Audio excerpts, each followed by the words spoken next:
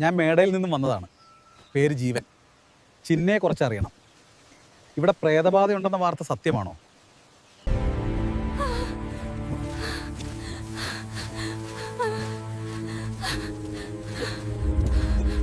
ആ ചിന്നയുടെ സ്ഥലം നാളെ എൻ്റെ പേരിലേക്ക് മാറ്റണം.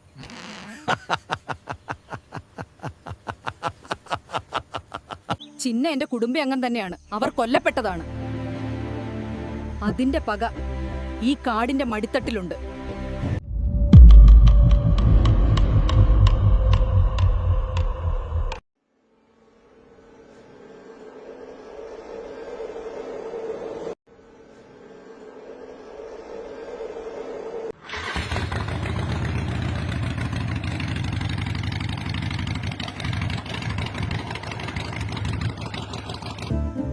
എനിക്ക് ആ കാടും പഴയ ചിന്നയുടെ വീടും ഒക്കെ ഒന്ന് കാണണം.